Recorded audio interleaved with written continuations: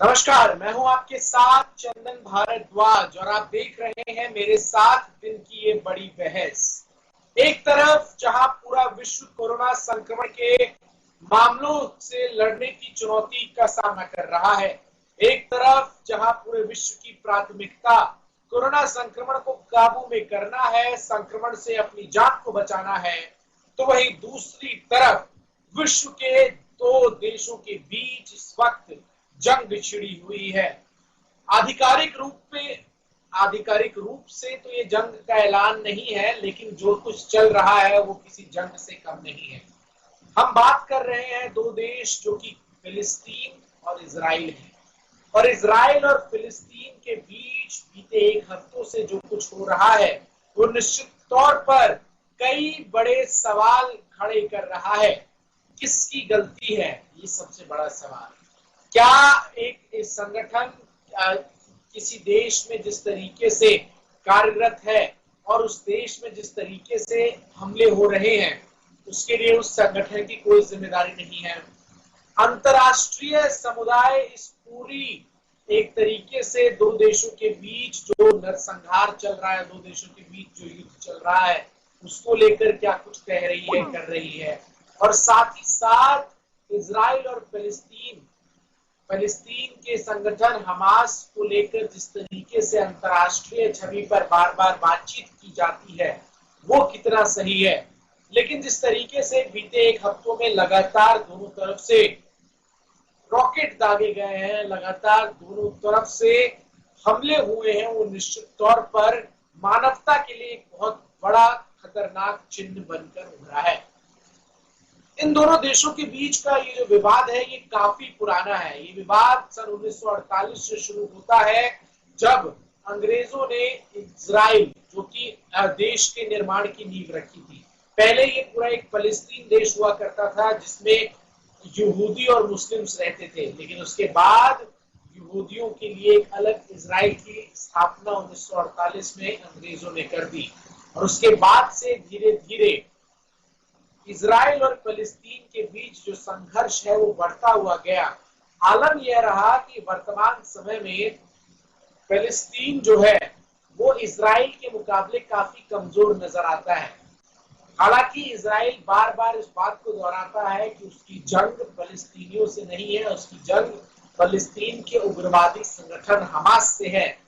Israel के प्रधानमंत्री Benjamin Netanyahu ने वर्तमान घटनाक्रम पर एक बार फिर स्पष्ट किया कि इजराइल यह सब कुछ अपनी आत्मरक्षा में कर रहा है और विश्व का कोई भी देश यदि उसकी स्थिति में होता तो भी वो ऐसा ही करता। लेकिन बड़ा सवाल ये है कि क्या आत्मरक्षा के लिए किसी एक देश को कब्जे में करना कितना उचित है। तमाम सवाल बड़े हैं जिनके जवाब मेरे साथ आज दो खास मेहमान जुड़कर देंगे। मेरे साथ एमिटी विश्वविद्यालय में वर्ल्ड अफेयर्स के प्रोफेसर डॉक्टर श्रीश पाठक जी जुड़ रहे हैं और साथ ही साथ मेरे साथ जाने माने फॉरेन एक्सपर्ट संजीव श्रीवास्तव जी जुड़ रहे हैं। सबसे पहले डॉक्टर श्रीश पाठक जी, आपसे मैं वर्तमान संदर्भ पर हम बात करें इससे पहले आप संक्षिप्त में दर्शकों को जरा इन दोनों देशों के बीच के इस खींचातान की पृष्ठभूमि बताइए कि आखिर कैसे ये दो देश सन 1948 के बाद से लगातार कई संघर्षों को देख चुके हैं और प्रत्येक संघर्ष में जो एक चीज कॉमन रही है वो ये है कि दोनों तरफ काफी नुकसान हुआ है। जी, ये तो बहुत ही एक जटिल इतिहास का हिस्सा रहा है। मिडिल ईस्ट में जब भी हम इजराइल फिलिस्तीन कॉन्फ्लिक्ट की बात करते हैं तो इस विवाद की बड़ी परतें हैं और ये परत इसलिए महत्वपूर्ण हो जाती है कि आप किस चश्मे से कहाँ खड़े होकर चीजों को देख रहे हैं। और इस विवाद की शुरुआत एक विश्लेषक के तौर पे आप किस बिंदु से शुरू करते हैं, कई बार आपके जो कंक्लूजन होते हैं वो वहीं से तय होने शुरू हो जाते हैं चंदन जी। इसलिए वाकई किसी एक खास जगह से, जैसे एक इतिहास शुरू होता है जो सोलोमन एम्पायर से शुरू होता है, वो काफी पुराना इतिहास है। फिर एक इतिहास अगर बहुत हाल में आ जाए तो 1948 में 47 के बाद से ले लें, जिसमें आप कह लें कि न्यू कॉलोनाइजेशन की शुरुआत, डीकॉलोनाइजेशन की शुरुआत करते हुए फिर जो वर्ल्ड वॉर इजराइल के संबंध में तो 48 से ही हम देख सकते हैं। जी तो नहीं, क्योंकि इससे पहले तो परेशानी ये है कि एक देश हुआ करता था, जी चंदन जी, क्यों मैं ये संदर्भ ऐसे जोड़ना चाहता हूँ, क्योंकि इतिहास की किस बिंदु से आप लेकर के शुरू करते हैं तो आपको वो जो चेहरा होगा घटना का करवट लेता दिखाई पड़ेगा।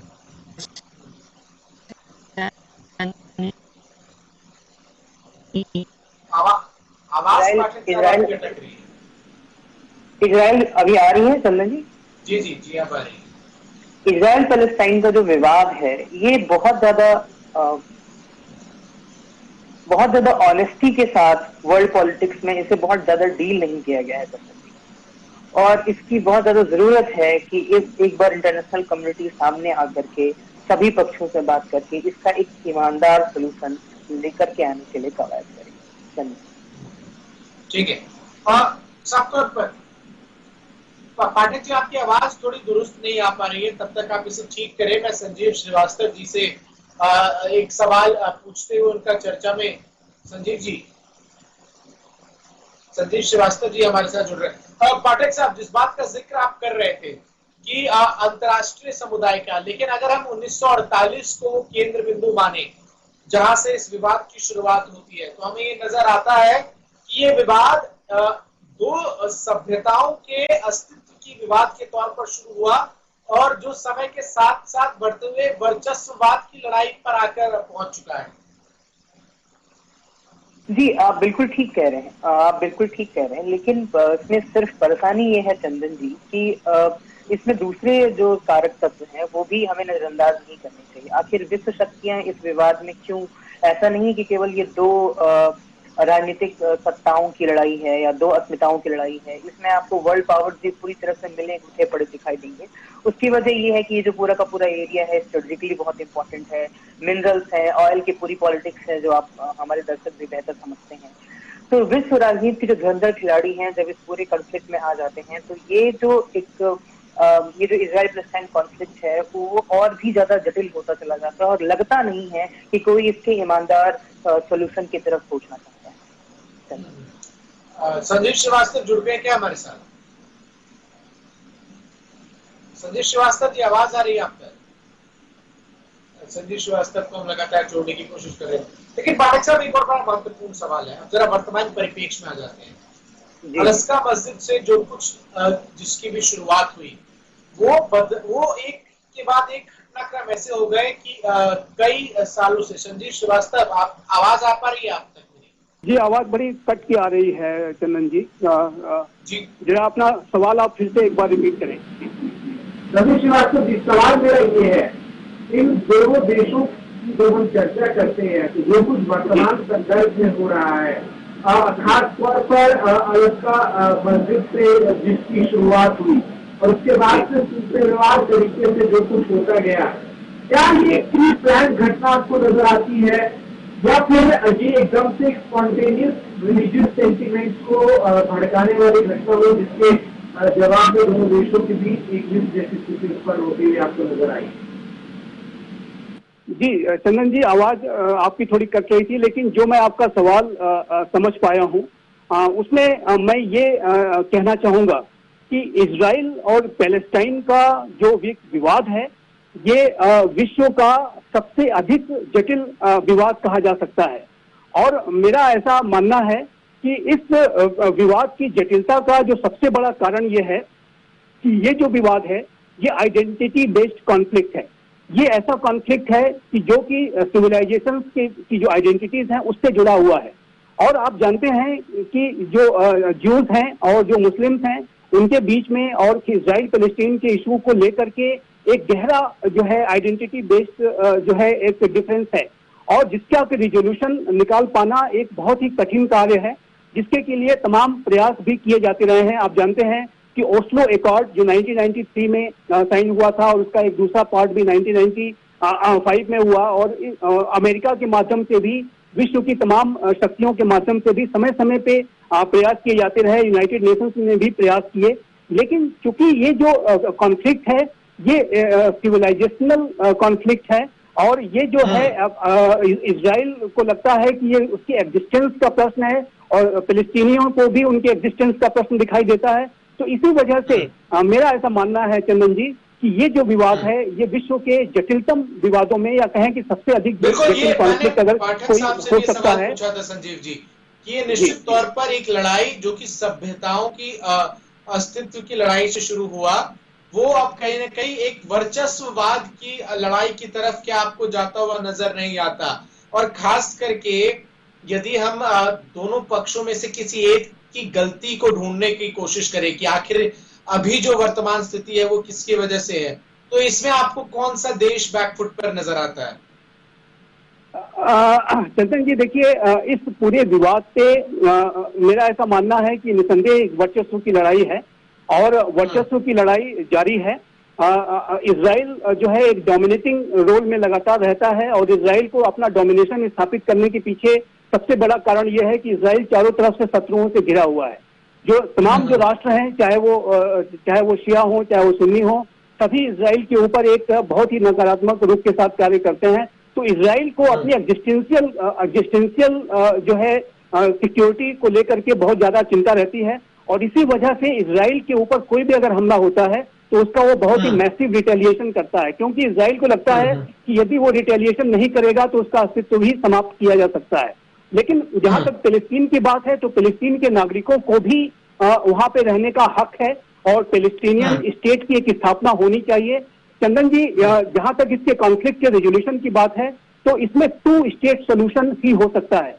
2 स्टेट सोल्यूशन, एक जो है इजराइल स्टेट बन जाए और एक फिलिस्तीन स्टेट बन जाए और दोनों साथ साथ रहें, दोनों शांतिपूर्ण तरीके से रहें, दोनों की सीमाएं निर्धारित हो जाएं, यही इसका एकमात्र सोल्यूशन हो सकता है। लेकिन जो 2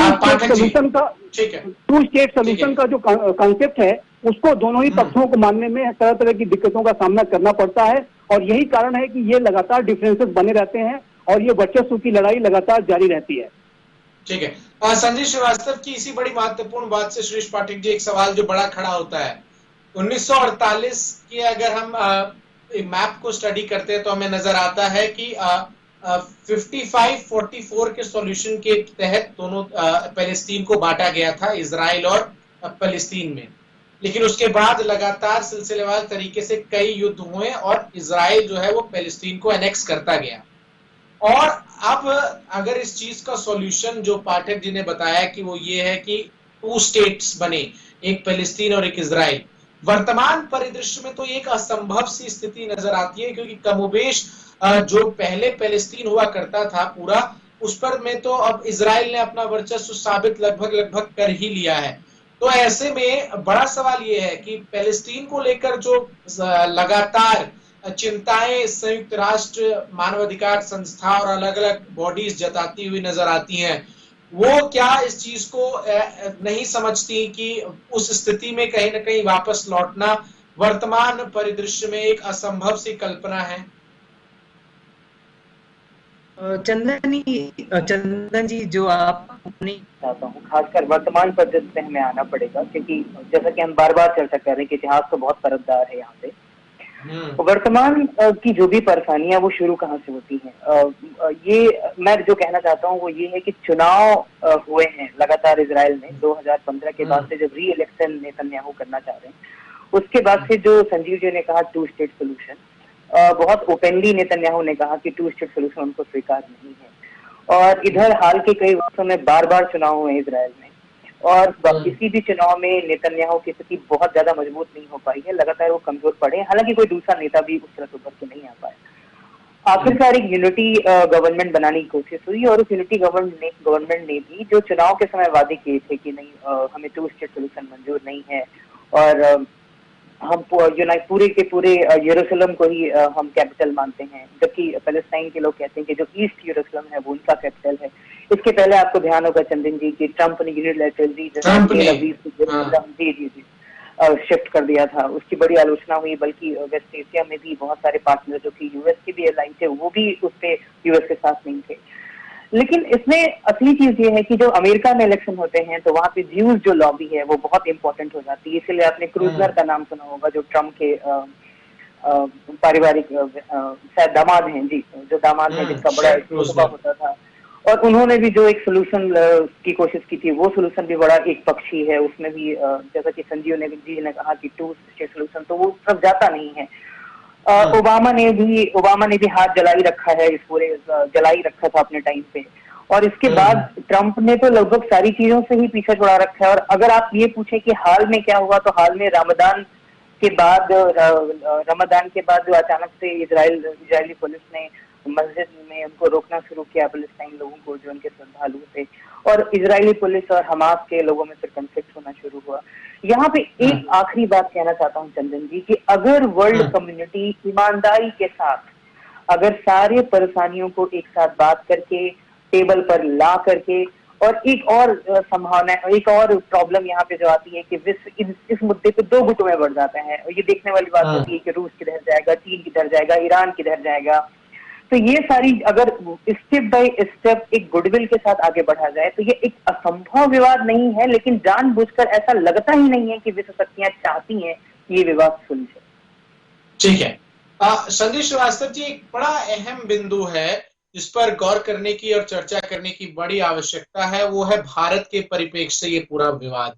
कल इजराइल के प्रधानमंत्री बेंजामिन नेतन्याहू ने विश्व के तमाम उन देशों को शुक्रिया अदा किया जिन्होंने इजराइल को बैक किया इस पूरे मिलिट्री डेवलपमेंट्स में। उसमें भारत का नाम उन्होंने नहीं शामिल किया, भारत का झंडा नहीं लगाया, जिसको लेकर ट्विटर पे एक तमाम तरीके की प्रतिक्रिया साझा की गई। नरेंद्र मोदी पहले ऐसे प्रधानमंत्री भी बने जिन्होंने फिलिस्तीन का भी दौरा किया और इजराइल के साथ भी उन्होंने बेहतरीन संबंध अपने कार्यकाल में रखे। ऐसे में इस वक्त भारतीय डिप्लोमेसी आपको किस तरीके से स्टैंड लेती हुई नजर आती है, और जो क्या स्टैंड लेती हुई नजर आ रही है वो अपने जगह पर ठीक है, या फिर उन्हें किसी एक साइड को चूज करना चाहिए जिस तरीके के अभी हालात हैं? देखिए चंदन जी, भारत की जहां तक इजराइल पैलेस्टीन को लेकर के नीति का प्रश्न है, मुझे लगता है कि भारत एक संतुलित नीति पे कार्य करना चाहेगा। भारत के जैसा कि आपने कहा कि इजराइल के साथ भी बड़े अच्छे और गहरे संबंध हैं और पैलेस्टीन के साथ भी बड़े अच्छे संबंध हैं। प्राइम मिनिस्टर मोदी ने दोनों जगहों का दौरा भी किया, लेकिन जो प्राइम मिनिस्टर मोदी के कार्यकाल में जो सबसे बड़ी बात ये हुई है कि भारत ने इजराइल और पैलेस्टीन के संबंध को डीहाइफेनेट कर दिया है। यानी कि इजराइल के साथ वो स्वतंत्र संबंध बना रहा है और पैलेस्टाइन के साथ स्वतंत्र संबंध बना रहा है। दोनों को एक सिक्के के दो पहलू की तरह से नहीं देख रहा है, और दोनों के साथ अलग अलग और अच्छे लेकिन दोनों के साथ अलग अलग और अच्छे संबंध है तो लेकिन क्या वर्तमान परिस्थितियों में इजराइल इस चीज को नजरअंदाज कर पाएगा कि ऐसे वक्त में भारत ने हमारा साथ नहीं दिया? देखिए, भारत का जो दृष्टिकोण है वो ये स्पष्ट है कि इजराइल के जो लोग हैं, इजराइल का जो स्टेट है उसकी सुरक्षा होनी चाहिए। उसके ऊपर अगर कोई खतरा आता है तो जाहिर है कि इजराइल को राइट है कि वो अपने सेल्फ डिफेंस में जो भी स्टेप ले सकता है वो ले। और जैसा कि आपने देखा कि भारत के ऊपर जब भी आतंकवादी हमले हुए, इजराइल ने भारत का पूरा साथ दिया है। यहाँ तक कि जो बालाकोट की जो एयर स्ट्राइक की गई थी, उसमें जो स्पाइस 2000 बॉम्ब्स का इस्तेमाल किया गया था वो इजराइल का ही बॉम्ब्स था, जिसको कि भारत ने अपने सर्जिकल स्ट्राइक्स में इस्तेमाल किया था। और इजराइल और भारत की जो डिफेंस कोऑपरेशन है वो बहुत ही गहरा है।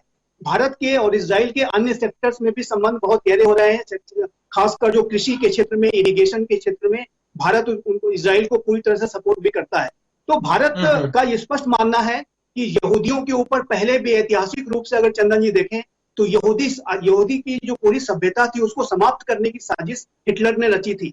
यहूदियों को पूरा हक है कि उनका एक स्टेट होना चाहिए, और वो स्टेट उनको मिल चुका है और उसकी पूरी सुरक्षा होनी चाहिए। और इजराइल के ऊपर यदि कोई खतरा आता है तो इजराइल को पूरा राइट बनता है कि अपने सेल्फ डिफेंस में जो भी कुछ कर सकता है वो करे।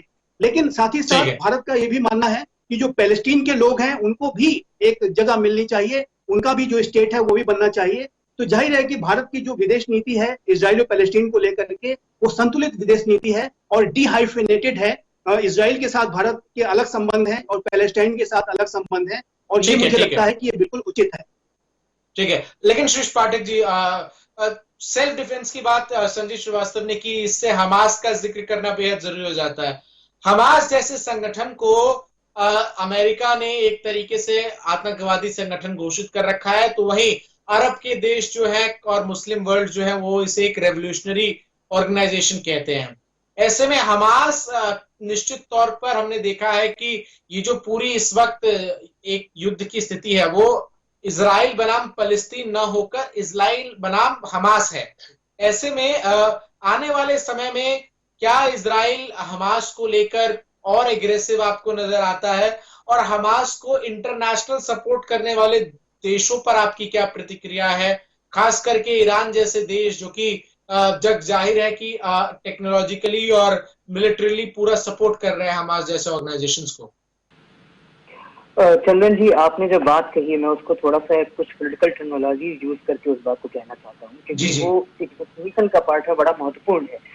अक्सर जब आप वेस्टर्न मीडिया की कवरेज देखेंगे तो आपको दिखेगा कि जैसा कि आपने बताया भी है कि इजरायली जितने भी स्टेटमेंट्स आते हैं इजराइल की तरफ से, वो ये कहते हैं कि हमास का जो आक्रमण है वो सिविलियंस की तरफ है, और हम जो अटैक करते हैं वो टेररिज्म के खिलाफ अटैक करते हैं। तो हमास को एक टेररिस्ट ऑर्गेनाइजेशन वो कहते हैं।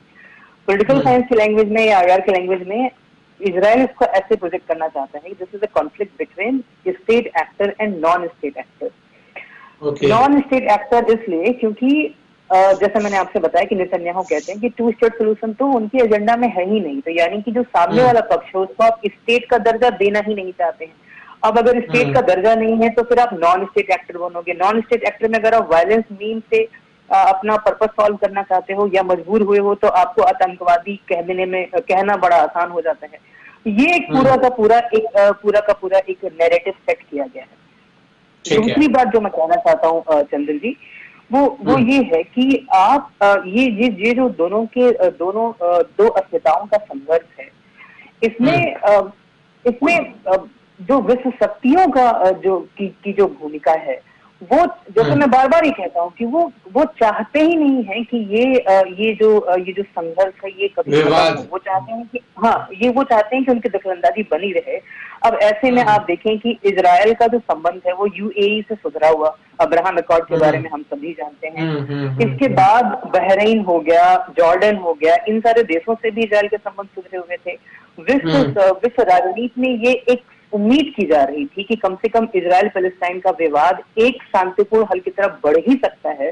तब तक चुनाव की सनक ऐसे सवार हुई, चुनाव में सपोर्ट लेने की सनक ऐसे सवार हुई कि इस बार का जो प्रोवोकेशन है आप देखेंगे largely it is coming from Israel. Bharat के ऊपर जो आपने प्रश्न किया था और मैं हाथ भी उठा रहा था चंदन जी, डीहाइड्रेटेड पॉलिसी मोदी सरकार की अचीवमेंट है, इसमें कोई दो राय नहीं है। लेकिन जब एक विदेश नीति डीहाइड्रेटेड पॉलिसी अपनाती है तो ऐसे मौके पर वो एक लिटमस टेस्ट से गुजरती है। इस वक्त में भारत ने बड़ा ही बोल्ड स्टेप लिया है, जो कि कम से कम मैं मोदी सरकार से उम्मीद नहीं कर रहा था।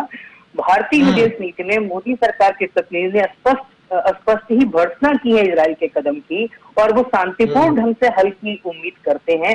मैं इस पर्टिकुलर डिसीजन से भारतीय विदेश नीति की बड़ी सराहना करना चाहता हूं चंदन जी। मोदी सरकार ने बड़ा बेहतरीन स्टेप ले रखा है इस वक्त पर।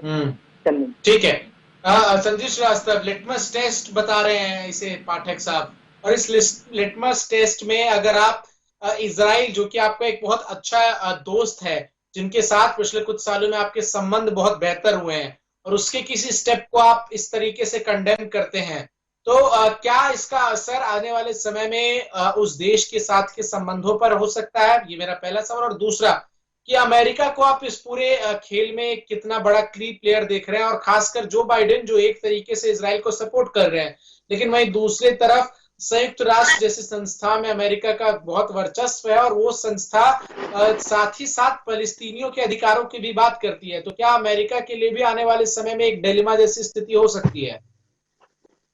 जी चंदन जी, बड़ा अच्छा प्रश्न किया आपने। पहले प्रश्न का जो उत्तर मैं इस तरह से देना चाहूंगा कि भारत में भी आप जानते हैं कि एक बड़ी तादाद में मुस्लिम पॉपुलेशन है, और भारत की लगभग 14% की जो पॉपुलेशन है वो मुस्लिम पॉपुलेशन है। कोई भी देश अपनी विदेश नीति को जब संचालित करता है तो वहां की डोमेस्टिक कॉन्स्टिट्यूएंसी को भी, उसके जो ओपिनियंस हैं उसको भी ध्यान में रखता है। भारत के जो पॉलिसी मेकर्स हैं, डिसीजन मेकर्स हैं, जरूर उनके अंदर ये कंसिडरेशन होगा कि भारत की डोमेस्टिक कॉन्स्टिट्यूएंसी पूरे इजराइल पैलेस्टीन को लेकर के क्या रुख रखेगी। जाहिर है कि जैसा कि पाठक जी ने कहा कि इजराइल में भी इलेक्शन की जैसी स्थिति थी, और वो कहीं ना कहीं उसने भी एक अपना रोल प्ले किया है, और एक फैक्टर के रूप में वो है। तो हर एक देश जो अपनी विदेश नीति या रक्षा नीति संचालित करता है, उसमें उसके जो डोमेस्टिक कंसिडरेशंस होते हैं, जो डोमेस्टिक फैक्टर्स होते हैं, वो बड़ा रोल प्ले करते हैं। भारत का ये जो रिएक्शन आया है, जाहिर है कि अपनी डोमेस्टिक कंस्टिट्यूएंसी के को ध्यान में रखते हुए भी आया है, और मानवता के हित में भी अगर देखें तो अगर वो शांति स्थापना अमेरिका वाले जवाब तो वो पूरी मानवता के लिए, पूरी मिडिल ईस्ट के लिए भी अच्छा है। जी श्रीवास्तव जी, अमेरिका वाले जवाब पे जी। हाँ, और दूसरा जो अमेरिका का, जहां तक आपने जो सवाल किया है, अमेरिका की जो बाइडेन एडमिनिस्ट्रेशन है, ऐसा लगता है कि अभी वो कंसिडरेशन मोड में है। बाइडेन एडमिनिस्ट्रेशन ने कोई स्पष्ट एक जरूर इजराइल को उसने सपोर्ट दिया हुआ है, लेकिन ये अभी भी जो बाइडेन एडमिनिस्ट्रेशन की जो पूरी इजराइल पैलेस्टीन को लेकर के पॉलिसी है वो अनक्लियर है, और उसको उसकी जो अनक्लैरिटी है, उसका जो डिलेमा है, उसकी वजह से भी ये विवाद जो है कहीं बढ़ता हुआ दिखाई दे रहा है। ट्रंप एडमिनिस्ट्रेशन ने ब्लैक एंड व्हाइट तरीके से सोचते हुए स्पष्ट इजराइल को सपोर्ट दिया था, लेकिन जो बाइडेन एडमिनिस्ट्रेशन है वो अभी भी स्पष्ट नीति नहीं अपना पाया है, जिसकी की वजह से ऐसा लगता है कि ये विवाद और भी आगे बढ़ सकता है। बाइडेन एडमिनिस्ट्रेशन को जल्द से जल्द अपनी पॉलिसी क्लियर करनी चाहिए। ठीक है, एक बड़ा महत्वपूर्ण सवाल, समय की कमी है पाठक साहब, संक्षिप्त में इसका जवाब आपसे चाहना चाहूंगा। टर्की इस पूरे विवाद में क्या आपको बेगानी शादी में अब्दुल्ला दीवाना बनता हुआ नजर आ रहा है, और जिस तरीके से वो ओआईसी के देशों को एकजुट करने की कोशिश कर रहा है, टर्की के क्या वेस्टेड इंटरेस्ट हैं इन सब के पीछे?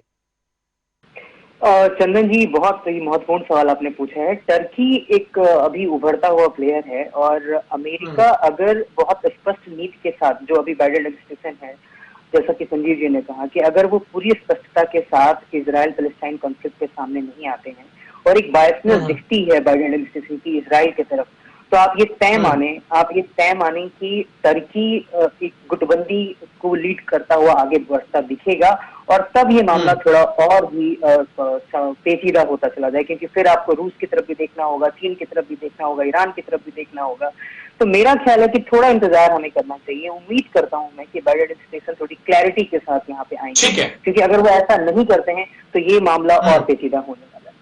ठीक है, बहुत बहुत शुक्रिया डॉक्टर श्रीश पाठक साहब आपका, और संजीव श्रीवास्तव जी, बड़े ही स्पष्ट तरीके से आप लोगों ने उन तमाम सवालों के जवाब दिए जो इजराइल और फिलिस्तीन के इस पूरे विवाद को समझने में दर्शकों के लिए बेहद महत्वपूर्ण हो सकता है। और साफ तौर पर दोनों देशों के बीच जिस तरीके की अभी स्थिति है, वो स्थिति एक चिंताजनक है, और आने वाले समय में जल्द से जल्द इसका निपटारा हो, इसके लिए वैश्विक संस्थाओं को एक साथ आना होगा, ताकि इन दोनों देशों के बीच चल रहा एक तरीके से जो युद्ध है वो समाप्त हो सके और लोगों की जान ना जा सके। फिलहाल के लिए, आज के लिए इस बड़ी बहस में बस इतना ही। कल फिर हाजिर होंगे आपके सामने, मुझे दीजिए इजाजत। खबरों का सिलसिला लगातार जारी है।